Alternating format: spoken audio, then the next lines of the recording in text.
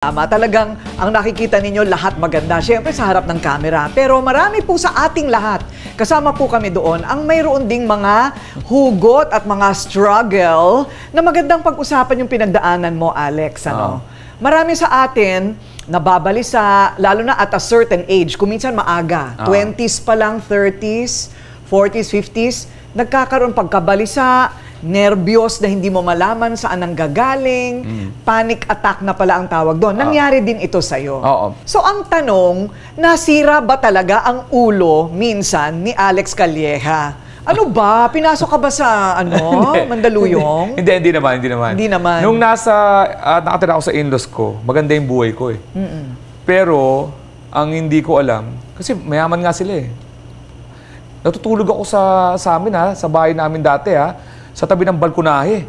Wala akong, kasi nakikita ako sa ate ko, natutulog ko, pero ang sarap ng tulog ko. May tricycle, wala akong pakialam, may nag-aaway sa labas, wala akong pakialam. This time, aircon.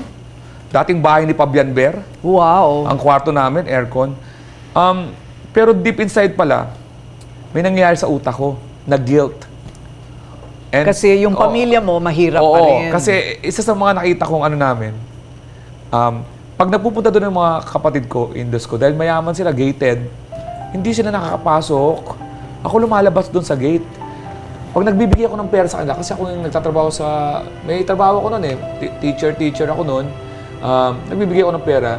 Yung mental picture pala noon, na-absorb ko subconsciously. Na pagdating ko sa bahay, paghiga ko sa malamig na kwartong masarap ang pagkain ko, naiisip ko yung mga kapatid ko, nanay ko, na matanda. Bakit sila hindi nakakapasok sa bahay nyo? Hindi kasi, pag dumadalaw sila, nahiya sila eh. Nahiya? Kasi kaysa naman mag-bis, siyempre hindi naman bawal. Hindi bawal. Kaya lang, kailangan may pagka-coach, maglalakad ka doon sa gate. Eh dito, konting lakad lang, abot ko yung gate, abutan lang ng pera. Yung pala subconscious din na nagkakaroon ako ng problema sa mental health. Plus, siyempre may anak ako noon. Pero ang nasusunod doon, yung father-in-law ko, nakatira ako sa in-laws ko eh. So, lahat ng say ko, wala akong say kasi sa anak ko noon. Kala ko hindi ko pinapansin, komedyante ako eh. Yung pala, one day, kumakain ako, bigla ako nabilaukan. Na hindi naman nabilaukan. Paglabas ko, umikot-ikot ako doon sa may sasakyan. Ikot na ako na ikot, panic attack. Mula noon, hindi na ako makatulog. Hanggang sa isang araw, hindi ako nakatulog. Pumikit ako ng alas 8 ng gabi. Alas 6 na umaga, buhay na buhay ang isip ko. Eh, teacher ako eh. Nakakaroon ako ng mga, habang nagtuturo ako, nakakarinig ako maingay. Tapos, alas 5 ng gabi, parang ang dilim na. Pagpauwi na ako sa bahay, may mga puno ko sa tingin ko, parang ang lungkot. Sabi ko, 2003 to wala pang awareness sa mga ganyan, mental health. Nagpadala ako sa psychiatrist, na-diagnose ako ng clinical depression. Clinical depression? Oo. Medyo hindi ko matanggap eh. Pero, remember, pinapaliwanag ko kanina, makaramihan sa mga komedyante na-absorb nila yung feelings at nagiging nakakatawa lang.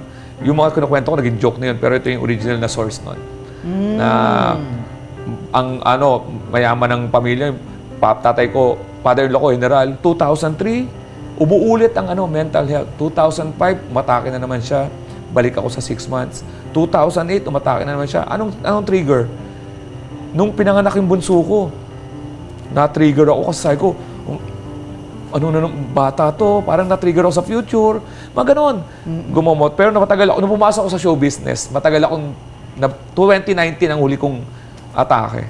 Ayun. It was triggered by, not pandemic, but by being too busy at health reason raw.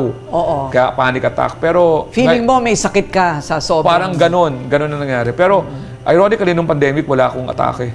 Kaya, weird talaga siya. Pero ngayon, free, wala talaga for 6 years. Wow! So, yun na naman. Challenge lang. Anong sekreto, tingin mo? Na wala ka ng gamot, wala ka ng mental issues? Natanggap ko na yung happiness is not yung yung pangarap mo yung happiness. Dapat yung happiness yung ngayon. Halimbawa, sinasabi ko, mayaman ako ngayon, relative sa dati ko. Yes. Hindi ko kukumpara yung yaman ko sa isang mayaman. Sa isang pangarap. Maiinis ka lang sa buhay mo, hindi ka masasatisfied. Medyo kalma na ako ngayon. Parang natatanggap. Pinipili ko na yung mga laban ko. Ayun. Yun ang ko sa Alex. Pero, Dahil din sa habang nagagamot ako, siyempre, tinutulungan ko sarili ko mag-cope up. Napasugal ako. Parang sugal ang naging nag-therapy ko. Therapy. Tapos, nalulung ka? Nalulung ako. Casino yun. Physical kasi. Physical hindi. Physical, nagpupunta ako sa... hindi pa ako masyadong sikat nun eh. Parang semi-celebrity ako na kilala ako, pero wala silang pakialam. Di na lang mapicturean, bawal ang picture. Kaya makikita mo lang ako sa Facebook. Si Alex, nakita ko yun sa Okada. Si Alex, nakita ako nagsusugal. Okay. Una, nagte-therapy ako doon, pero nalulung ako.